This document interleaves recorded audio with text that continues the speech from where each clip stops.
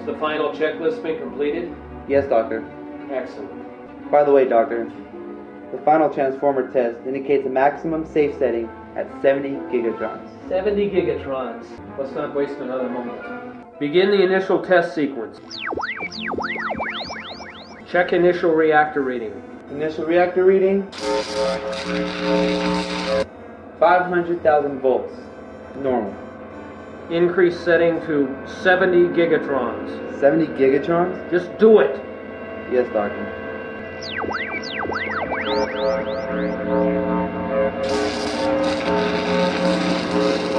Teleportation should have begun by now. Increase power to maximum. But Doctor, anything past 70 gigatrons can be fatal. I said increase the power to maximum. Yes, Doctor.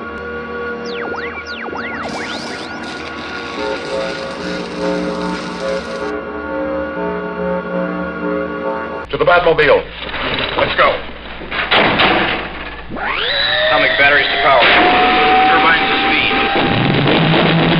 Here, ready to move out.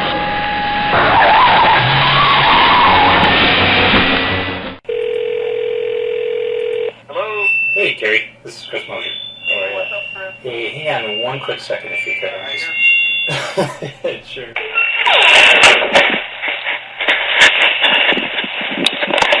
My high-tech setup here.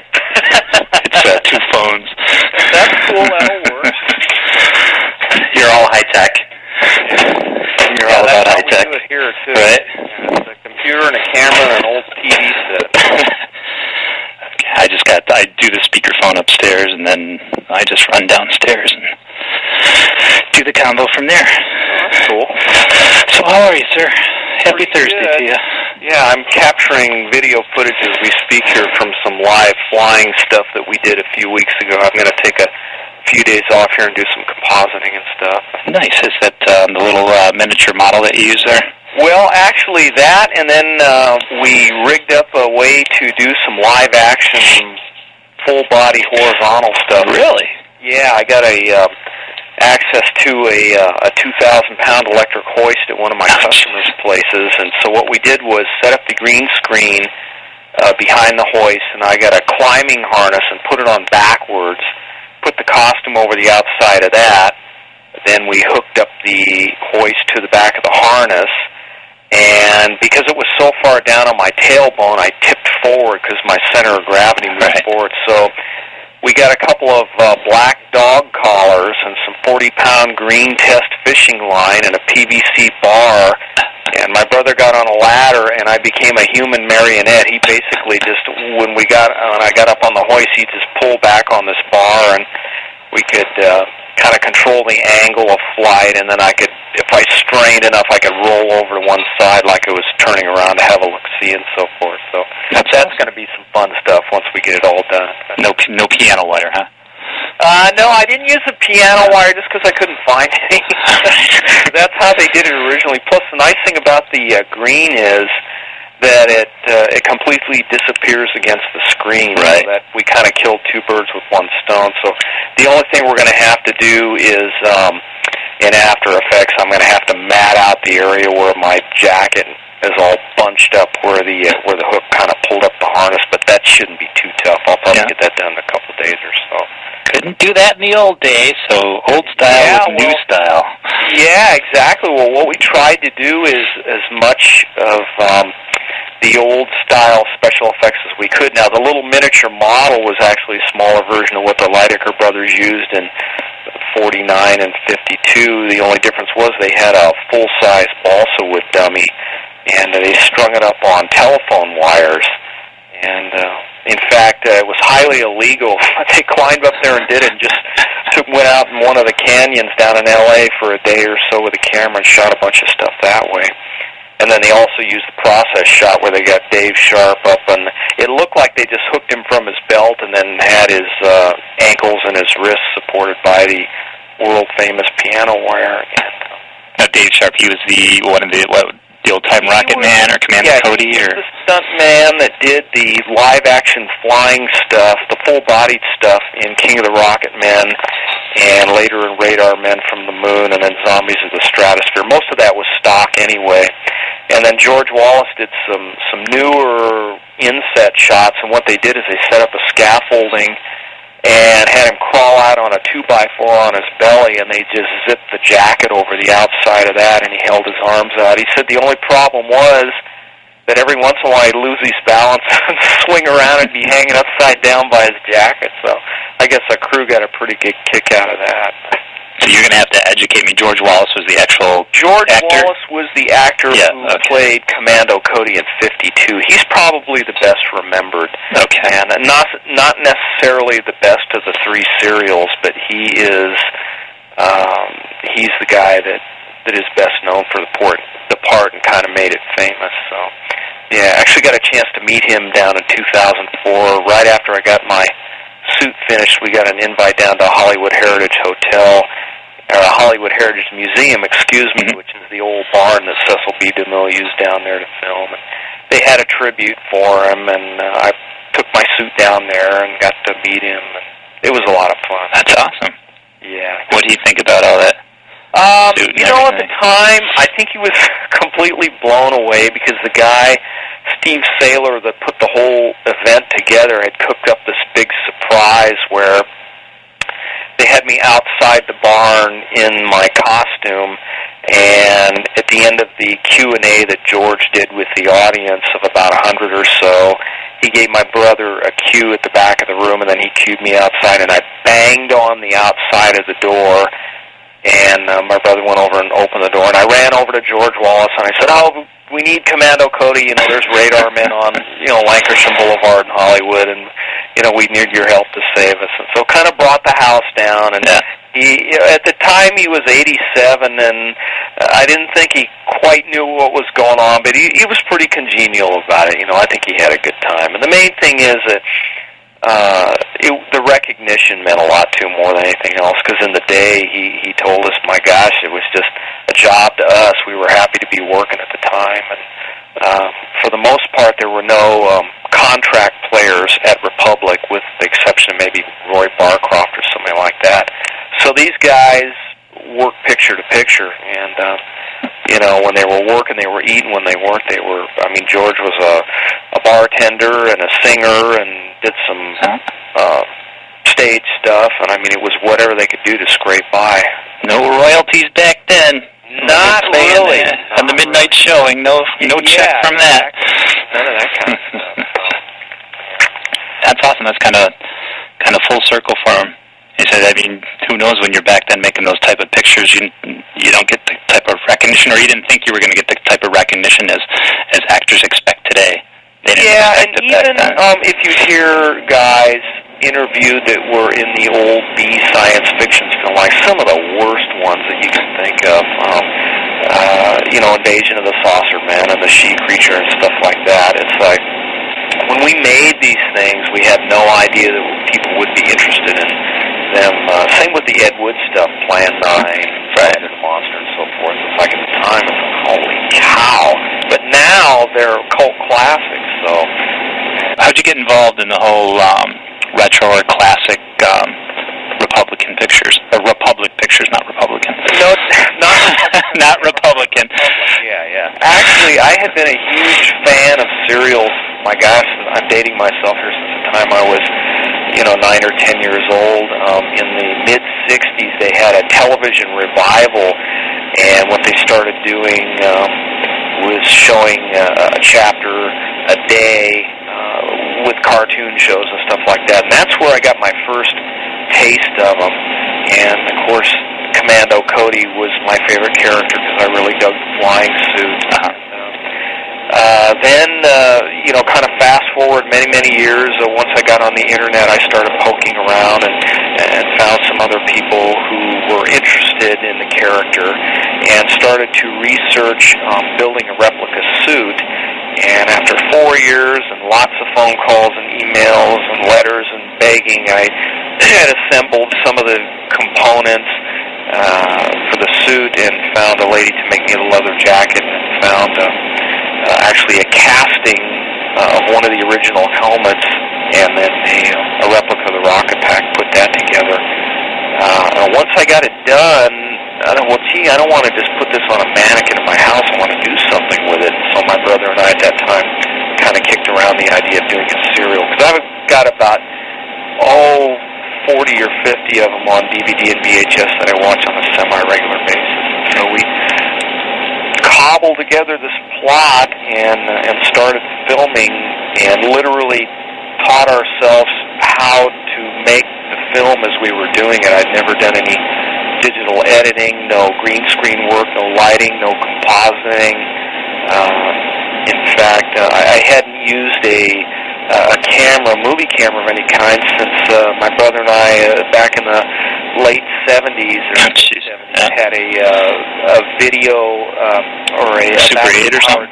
Bell and Howell Super 8 millimeter camera. And, it was 3 minutes of film, 50 feet. And $100 to process. And you had to wait a whole week for it to come back from the lab. So we tinkered around with that and so forth. So it was basically just something I'd always wanted to do. And once, got the suit done and talked to a few of my friends about it, so let's take a shot at it and see what we can come up with. And that's kind of how the thing evolved. So.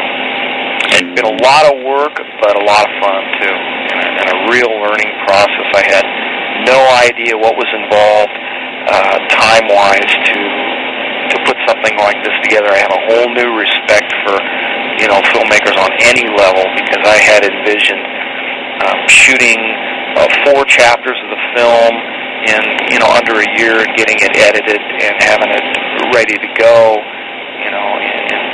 kind of by the numbers. Well, I started in 2004, and I'm still working on it, and I've still got a bit to do. So hopefully, if all goes well and the stars align, we'll have the actual shooting done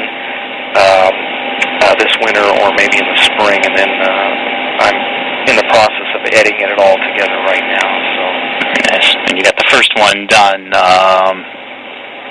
What was it called there?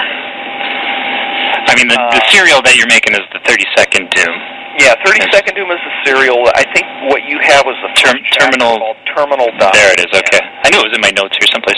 Yeah, and we've got a total of 4 chapters. Running time, kind of proposed running time should be somewhere between an hour and maybe an hour and a half. I still got to weed a little bit out of the first chapter because it's overlong in a couple places. I've got the raw footage for the other ones, but I never have an exact feel for how long each chapter is going to be until I actually tinker it together. But that's the kind of what we're shooting for, much like the original serials, is about 15 minutes a chapter. So if we can come close to that and keep the action going, then we will have done our job. So yeah, the first one was certainly longer than that. Yeah, it was a lot longer. It was about 34 minutes. What I tried to do, and this was also commonplace in the original series, I tried to get most of the backstory out there in the first chapter, and so I tried to explain exactly what was going on with the characters, what the plot was going to be, and then I had to create some situations that would kind of create the villain, so to speak. And not being actors, some of the dialogue is a little bit ponderous, so there's a little bit of that I will probably go back and take another look at and see if we can kind of tighten that up a little bit. But it's funny, we started the thing just as a lark, kind of a home movie on steroids, and I had some clips done and put them up on my website, and then all of a sudden we've got a few people interested in it, and have people asking on a regular basis, how you doing, how you coming with it, where you at, when it's going to be finished.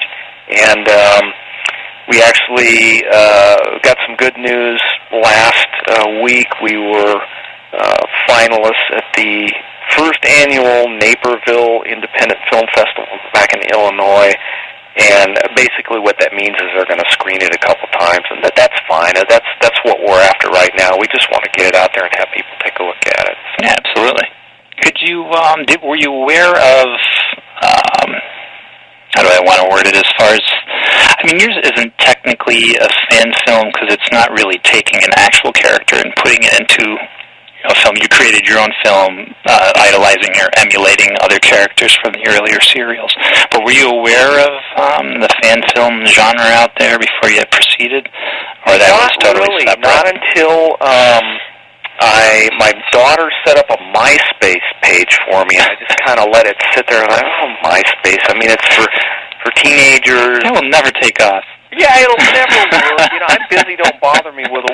Little did I know that it's been one of the greatest networking tools that I've come across in my limited experience with, trying to connect with other filmmakers and so forth. And yeah, once I got on MySpace and I found out about you guys and several other independent filmmakers, I was like, well, yeah, there's all kinds of superhero films floating around, Batman films, and that's when it, I started thinking, well, gee, maybe we'll throw some stuff up on YouTube and kind of see what happens. But yeah, the idea behind our approach, I guess, was that the suit itself is a very, very close replica to the original, but I was careful to kind of not call our guy Commando Cody or call him Rocket Man or Larry Martin or one of the original characters, because what we were trying to do is kind of offhandedly pay tribute to some of the stuff that we really liked to watch when we were kids. And so, we've thrown the familiar stuff in there, but it's not so much a Rocket Man movie per se. It's a film that we came up with that has the flying suit in there. So yeah, I guess, like you said, not technically a fan film, but kind of along the same lines. And there are some other things going on. I made we needed a little more action, I realized, after the first chapter was edited. So I built a full-scale replica of the old Republic water heater robot that they used in the Undersea Kingdom from 36, and then again in Mysterious Dr. Satan in 1940, and then again in 52 in Zombies of the Stratosphere. That was the one with Leonard Nimoy. That was the first thing he did when he was 21. He was a Martian. Jeez, not familiar with that, but... Yeah, and in typical serial fashion, they took this thing and built it, and then they just, fix it up and repaint it and do a little more detail on it and use it again. In fact, that's one of the things that I was really drawn to when we started working on the films with the serials is these guys would film these things in maybe 3 weeks. They had just mediocre acting talent at best, not a lot of money, ungodly deadlines, and they were able to crank out some stuff that was fairly entertaining. It was juvenile, of course. They were live-action comic books, but just a lot of fun to watch. And I'm dating myself here, but with today's stuff like Iron Man, which I really dug, I liked it, and some of the other big budget stuff. It's like, well, that is excellent, and I really like it. Now, I've seen what somebody can do with $100 or $200 million. It's kind of fun to go back and see what they could do with $65,000, in a 2-week shooting day. Well, they do that even today. It's called soap operas. Yeah, there you go. Bad acting, bad writing, Yeah, exactly. Or I guess they have some things now called, what are they, webisodes or web series, where guys are going directly to the internet and having their stuff shown, which is what they want, but without dealing with the suits and the bureaucracy and the studios, telling them what you can and cannot do and what they think or will or will not sell advertising. So, boy, I'll tell you, the internet has just kind of made things wide open again. I hope it stays frontier like it is now for a while, because it really is neat. I mean, you have the opportunity to see some amateur stuff that you would never get the chance to otherwise, because these guys are, they're piping the stuff in from all over the world. So it's been great for us to, touch base with other guys. I've seen your stuff here, take a look at mine, and so on and so forth. So yeah, it's been cool. Yeah, absolutely. You wouldn't have the fan base that you would have. I'm sure it's not a huge fan base, but you got a modest fan base, and I wouldn't be able to find you. Yeah, we're kind of esoteric because it's an older genre and it's been around for a while. It's so funny when I talk to younger cats, because I'm 53. Younger cats. And I start talking about cereals, and a lot of times they look at me like I'm from another planet. Cheerios? Yeah. But when I mention Star Wars and Indiana Jones, right away it's like, I see what you're saying. Because Lucas and Spielberg got the majority of their ideas for the Star Wars and Indiana Jones series by watching old serials. In fact, when they did their rough cuts when they were pitching this stuff, I believe they used some original Republic music just to pitch it to the studios and say, this is what we're after, before they hooked in with John Williams and, got their own compositions together. In fact, one of the serials that they used in Raiders of the Lost Ark, and it's a fairly famous one where he crawls under the truck and uses a whip to grab onto the back of the bumper and gets back over the top. That was originally done by Republic in 1938 in a serial called Zorro's Fighting Legion, and an old rodeo guy turned stuntman named Yakima Canutt did the same thing, only under a stagecoach. So these guys went back and looked at all this serial stuff and Saturday matinee stuff, and that's kind of where they got their ideas for what they were working on. And boy, it proved very successful for both of them. Yeah, well, certainly Lucas with the Indiana Jones idea. I mean, even in the last movie, he was more going to the sci-fi B. I haven't seen the movie yet, but I heard there's a little sci-fi element in it, and that's directly due to, I guess, the later 40s, 50s sci-fi B movies. So and it's the stuff is it's making a bit of a resurgence, at least in the amateur film level. And I know around the Sacramento area here we have every year we have several festivals, but they have the Sacramento Horror Film Festival, and they're going to feature some more retro-style films. In fact, one of the guys who does a cameo in 30-Second Doom is a local TV horror host here named Mr. Lobo, and he is involved in a remake of Plan 9 from Outer Space, and evidently they're going to play it straight this time. They're not going to do... No shower curtains.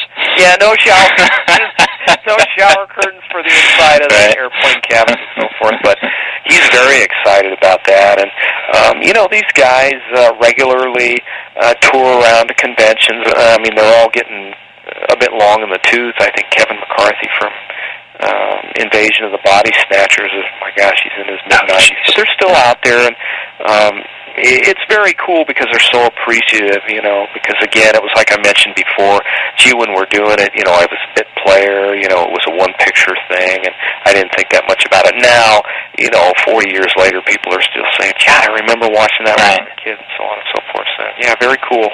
Yeah, now today's stars expect it. The old-time guys are humbled by it. The business, and I'm not an expert, again, this is just strictly observation, but the business is so much different now, and it is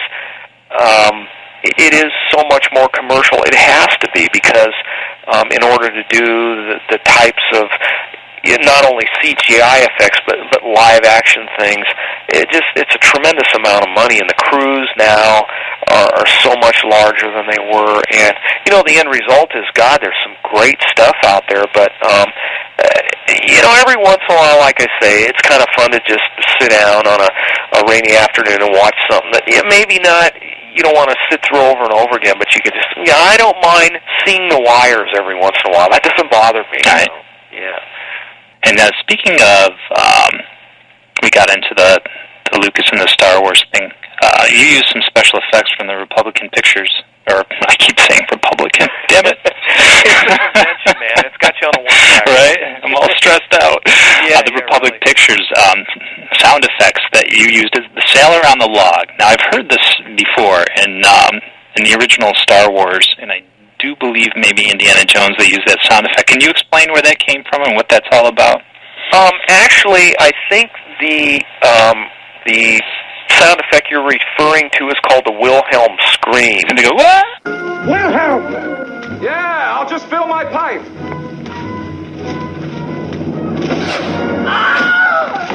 Yeah.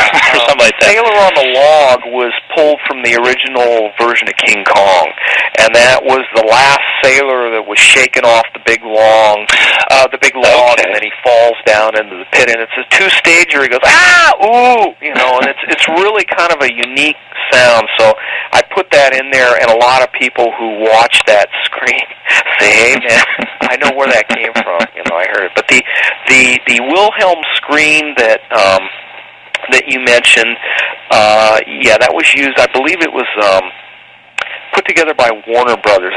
I'm guessing because it's been a while since I've researched it, but there actually is a Wilhelm Scream website, and it will give you a list of all the films that have used it, and of course Lucas and Spielberg bagged it. One of their sound guys had heard it before, and because they were doing Raiders of the Lost Ark and going for that definite kind of retro feel, he threw that in there, and now it's kind of a staple, and it is unmistakable. The guy who did that was named Shep Woolley, and he was the guy, and again, I'm dating myself here, but he was the guy who did the old tune from the early 60s, the Purple People Eater. Oh, yeah. That's my man, Shep. So, and he was famous for doing these screams and yells and stuff, and often they'd bring him into the studio and just say, well, we need this, this, this, and this, and he'd give them 4 or 5 versions of it. So that's another thing about guys in the business back then. It was very common to find a guy who's an actor / stuntman / singer / bartender. Yeah, or a bartender. I mean, you really literally had to be a jack of all trades to survive. Yeah. So, and that's not to say that that's not the case now, because I mean, you do what you have to when you're first starting out. But this guys, especially guys coming out of the Depression era and so forth, they really had to scramble just to make ends meet. Especially, doing films when everybody else is just scraping to get by. So. Right. But yeah, that's the Wilhelm Scream. Yeah. Okay. You schooled me. Yeah. So what is the basic plot behind, without giving too much away, the other 3 parts that you want to tell people about the 30-second tune? I'll give you a real general synopsis, and I don't want to tell you too much because basically, in typical classic cliffhanger tradition, you get a little bit of backstory, and it's just straight-up action all the way through, and that's kind of the approach we took. But essentially what we were shooting for is we've got a situation where we've got a government contractor, General Applied Sciences, and we refer to that as gas laboratories, and they are trying to develop alternative methods of transportation because in our film, gasoline prices have soared to an all-time high of 12 cents per gallon, so they figure they better do something now before it gets completely out of control. So 2 of the gas lab scientists are each developing experiments. One, Dr. Xavier, has a teleporter that he's putting together. Of course, completely ridiculous technology, but absolutely acceptable, and that's another thing that was common in the serial. And then our other guy, our hero, Steve Bennett, and his crew are putting together a rocket-powered flying suit. Well, as Xavier is doing the final test on his teleporter, there is a quote-unquote tragic laboratory accident. He is horribly disfigured, his laboratory is destroyed, and the board of directors of Gas Labs pulls his funding. So he is in revenge mode, and again, a mysterious masked and robed figure appears with not only designs on Bennett's flying suit, but he wants to exact his revenge on the Gas Labs board of directors and everybody else who pulled his funding and didn't believe in him, and he's going to conquer the world, so on and so forth. Very, very standard kind of thing. And we just went from there, and then we place our guys, our heroes, in a bunch of situations where there's a certain amount of action, and then they resolve at 4 separate chapters with what's called a cliffhanger, and that basically is you're putting your guy in a situation where, for example, he's knocked unconscious, and there's a runaway tractor heading right for him. Right. Or he's flying his suit and suddenly it malfunctioned and he's plummeting to Earth as in terminal dive. And in the serials, this would go on for between 12 and 15 chapters, 15 minutes a week, and that's how they brought the kids back in to watch the feature films. Yep. Well, so is that enough, or do you no? I think that I don't want to tell you too much because it's pretty simplistic, but we've got a few twists and turns that we don't really want to give away yet. So. Well, do you have like I wouldn't say big set pieces, or at the end of each chapter you have something big that will grow to the next chapter, and that's going to be bigger, and so on? Have you planned it that way? Well, actually. Now, when you mean set pieces, well, I think set pieces are wrong. The climaxes are getting bigger each episode. Did you try to go bigger each time? Yeah, we're trying to up the ante a little with each successive chapter, and a lot of that comes from just our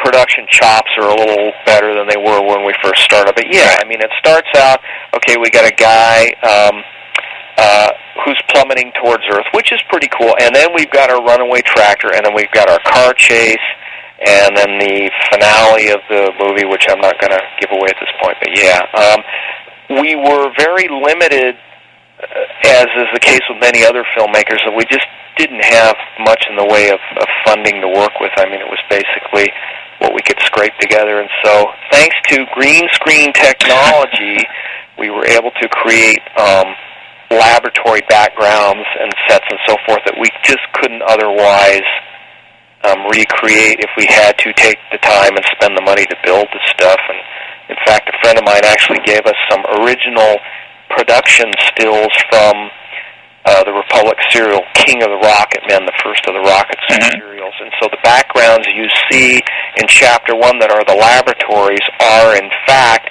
the actual set dressing check shots that they used for the original serial. So that's another little kind of an offhanded homage. Oh, yeah, that's cool. That's kind of like there's a Star Trek series called Final Frontier, which is a fan series, and they took photos from, I don't know how familiar you are with Star Trek, but Next Generation. And I watched a lot of the TV series. I'm not familiar with the fan film, but... well, they'd use those as their backdrop and stuff. Yeah, so it's pretty much the same concept behind that. It's a great idea. Thank God for green screen work because, like I say, and you'll see as we get further along in the film when we're on location, there's not a lot going on in the background. We've got some old radios and some gadgets, but we don't have a lot of big wall-mounted electronics like I would have liked to have had and so forth. If I had another year of pre-production, I may have been able to build more stuff, but as I mentioned before, once we got the suit done and I got everybody together, it's like, let's get the camera and start shooting. So it was almost to the point where as soon as something was finished, it was put into service as a hand prop or a costume or something like that. Yeah, the next serial. Yeah. The 13-parter that you do next time. Right. Well, we'll definitely have to recycle some of it, that's for sure. Then what I find a lot with fan films, too, is that you make this initial effort, and then there's so many people excited about it. They'll say, I'll never do a fan film again, and all of a sudden there's all these people that want to help them, and they're doing something bigger and better. So who knows? Maybe that will happen with you. Yeah, one of the really fun things for us was, it was kind of a happy discovery, was that when we first started, I was kind of reluctant in a way to even mention it because it just seems so goofy, a serial, like I mentioned, a lot of people haven't heard of them and so forth, but once I started showing people the rough footage and stuff that we had, I couldn't believe how willing people were to lend a hand. In fact, I had a guy back in Sarasota, Florida, who works for a high-end graphics studio, emailed me and said, I've seen your footage. I've always wanted to work in a film. What can I do for you? And so basically he designed our posters, printed our CD or our DVDs, did our clamshell inserts, all our flyers and so forth. And I'm amazed. It's just well, what can I do? How can I help? And so people who are going to go in front of the camera for the first time, it's like, well, I don't know. Well, here's your lines, and once they have a purpose, it's like, okay, they can't wait to get in there and do it. So that's kind of fun, seeing people are... plus they see you're doing something. A lot of people are, I'm going to do this, and I'm going to do that, but if you're actually doing it, you get people excited about it. And it's real easy to keep things in the planning stage, and I've done that myself, In fact, when I first started, I had these grand visions of this being, the hottest thing ever to hit a DVD, and then I realized very quickly that because of our limited funding and our skills as filmmakers that, it's not going to be that, but it's still basically what we're doing now is we're approaching it with the idea of, first and foremost, it's our initial effort, and yes, there are some mistakes, some faux pas in there, but let's just run with it and have fun with it and cobble together the best effort we can and just see what happens. So that's what we're doing. So absolutely. Now the pressure's off a little bit. Now it's fun again. So good. Well, that's the way it should be. Yeah, exactly. I mean, unless you've got some studio breathing down your neck, you exactly. got $1 million or plus on the line. You should have fun with it. The film was dedicated to a friend of mine who passed away a few years ago named Tom Mason, and he was production director for ABC for, 25 or 30 years.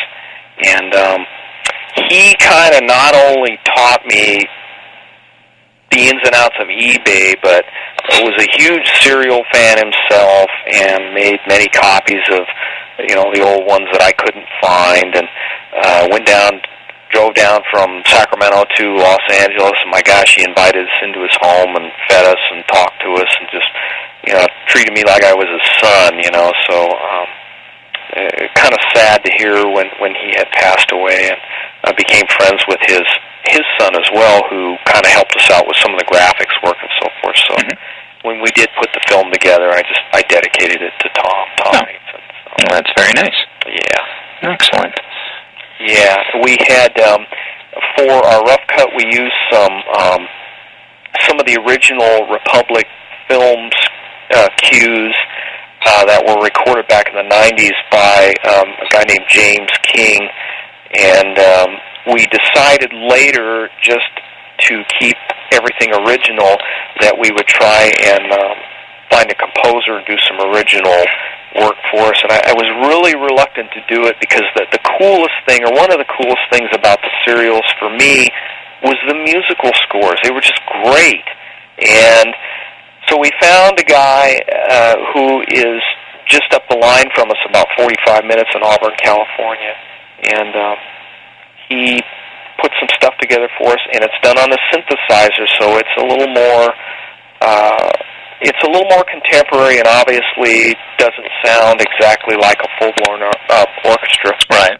But it does sound good, and his name is Christopher Kreitz, and his little production company is deadhousemusic.com, and he has done a lot of film scores for some of the local filmmakers in the area, and we were very lucky to kind of hook up with him.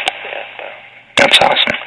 So yeah, it's just about the time I think we're going to be stonewalled by something, somebody will call or I'll get an email and we're ready to move on. We did an awful lot of filming this summer, and I don't know how it was where you guys are, but in the Sacramento area, I mean, we're regularly in triple digits in the month of July and August, and I had my guys out there 7 hours at a crack on location, and everybody hung in there like troopers. The actor who played our character Rayon, who has the Mexican wrestling mask on, I mean, you can just imagine what it would have been like wearing that thing all day long outside. No complaints, and always came back, and so yeah, it's worked out really well. I wanted to ask you about that character. Did you emulate that from like Mexican movies of like the 60s and 70s? Because there's always like a wrestler in these movies, these Mexican movies. Yeah, the luchador movies or the Mexican wrestling movies were very, very popular in the mid to late 60s, and basically what they were superhero films, and there was there was the Blue Demon, and there was Santo. There were several of these characters, and they would pit them against anything from mad scientist to werewolf to Frankenstein, you name it. And it was a kind of a low-budget attempt to incorporate the masked wrestling characters, which were hugely popular south of the border, with some of the old Universal-type characters, and again, some of the serial influences. So the cult TV guys and the genre freaks kind of got a hold of this stuff, and it has since made a revival. So, I remember as a kid watching a lot of these on creature features, and so when we decided to put this together just as another kind of an offhanded nod to another genre, my brother said, well, let's have a Mexican wrestling character in there, and he does serve a purpose, and that all kind of plays out and is resolved in the final chapter, and that's all I'm going to say about him. But there is a reason why he has the mask on, other than just it's kind of a nod to some of the Santo films and so forth from the 60s. So. Okay, well, I did pick that up. I was going, wait a minute. They even they ripped off Superman at one point, or a couple points, the Mexican films, and I'm trying to think what others superhero. Also, I don't know if you've had the opportunity to check them out, but you owe it to yourself to investigate some of the Greek superhero films that were done in the 70s. Okay. And a lot of guys have dubbed that genre Euro trash. Just because they are done on shoestring budgets, and obviously they're nods to Superman and, again, the serials and so forth. But there are some classic bits in there that they did. Superman and various incarnations of Batman, and then permutations of 2 or 3 characters rolled into one, and they're just, there's no way to describe it. You've got to see them. And they're all, you can get them with subtitles with the original Greek language, which makes them even better. Yeah. So, if you get a chance, check them out. They're all over eBay. And this, I had one that I just watched. It wasn't Superman, it was Supermen, and that was the title, even though it was just one guy. So they're a lot of fun. I saw a Turkish one with they ripped off Star Wars. Oh yeah, that was pretty funny. It's that broom closet technology. Never goes away, but it is kind of fun to watch. Yeah, it's like a train wreck, you know. Yeah, exactly. You just can't look away. Exactly. No matter what happens. This is terrible. I got to see some more. Yeah. Well, let's see what else I got for you. I don't want to keep you too long, and I'm not sure how much time you have. Yeah, I've been waiting. I was hoping I'd get a chance to hook up with you guys. Yeah, absolutely. It only took us since, May. Yeah, I know how that goes. Boy, I really enjoyed the Don Glut interview. Oh, great. That was a good one. Great. I had read about him years ago in Film Facts, and then bagged his I Was a Teenage Movie Maker, the collection of all his amateur films and so forth. Yep, He's great. Like, double DV. I think you described him as the Elvis of fan films. You know? Yep, he was pretty one of much. the groundbreakers. So yeah, he's got a double DVD set out there, which is a good set. I encourage any independent filmmaker to check it out. Yeah. Well, it's a classic example of what was done prior to digital effects. I mean, you know, he wasn't able to do a lot of the things that we're doing now, so really kind of a pioneer in a way. Right. And he went to the theater. He went to see the current movie, and he didn't know how the effects were done. He just went home and tried to figure out how to do them himself. Yeah. Which is cool. That seat of the pants right. a lot of issues, I think. So. And then you meet a lot of these guys at conventions, and I have never been to a convention. No, I never have. I had a chance to go down to Comic-Con. Our composer, Christopher Kreitz, did the musical score for a documentary on H.P. Lovecraft, and they won an award for Best Documentary at Comic-Con. So he said, well, I'm going down to do a Q&A with the director. Do you want to go? and it turned out it was a Thursday, so I didn't get a chance to make it. So I definitely want to go next year. They've got one in San Francisco, and then our film was screened at Wonderfest. I don't know if you're familiar with that or not. No, I saw the link on your site. Yeah, big model convention, scale model convention back in Kentucky. Now, San Fran, that's WonderCon. This is Wonderfest. Right. But you mentioned San Fran. That's WonderCon. Oh, WonderCon. Yeah. Right. Exactly. But anyways, I'm sorry. WonderCon. No, that's okay. And I was going to try and get out there, but it's like, oh man, it's plane fare to Kentucky and all that good stuff. But we were able to hook up with a guy named Bob Burns. I don't know if you've heard of Bob or not. No, I'm not familiar. Yeah, he is the monster kid out here. He lives down in Burbank, and he's got many of the original props and costumes from anything from Alien all the way back to the original Flash Gordon tunic that Buster Crabbe wore way back when. And had a chance to meet him at the George Wallace tribute in 2004 down in Hollywood. And he offered to do a cameo in the film, and so that was very cool. And he's invited us down to look at his basement museum, which is this massive collection of movie props and so forth. And he's got a couple books out. Just a super nice guy. Gosh, we also had a horror host back in Nashville, Tennessee, or Shackle Island thereabouts, named Dr. Gangrene. He has a Saturday afternoon creature feature show, and he's agreed to do a cameo. So I show these guys the movie and ask them if they'd like to be involved. It's like, oh, absolutely, just tell me what you want. So, right. And it's all in the planning stage. It's now the question is, am I going to be able to make it all happen and pull it all together? So that's kind of what we're working on now. Right. Well, you never know. If it's not in these 4 parts, then, the sequel, maybe the next 13-part sequel that you're going to be making. Well, Gary, that's all I have for you. I really appreciate it. You got anything else you'd like to promote beyond that? Could I give my website info out? Yeah, absolutely. My website, my main website is www.rocketmania.com, and that's basically a site that gives background on the flying suit characters, and I've got some photos and info on my replica suit, and just a lot of other things that are kind of pertinent to the genre.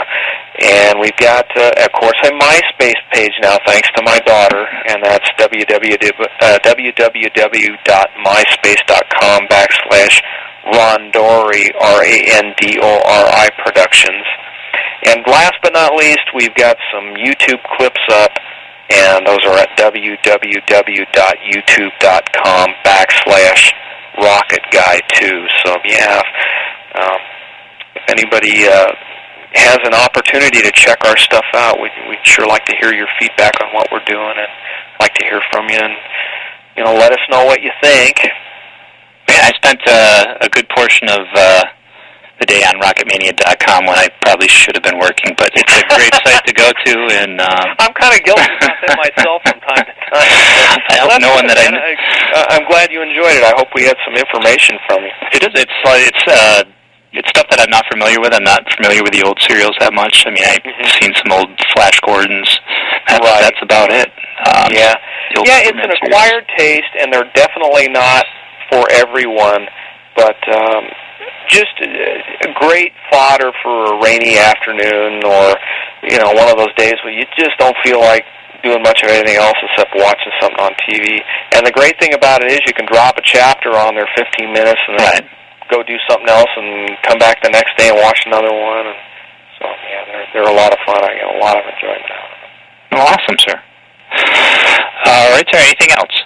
I think that's it. Yeah. All right. I appreciate it again, and hopefully we'll talk again. All right, man. All right. Peace out, Gary. Okay. Bye-bye.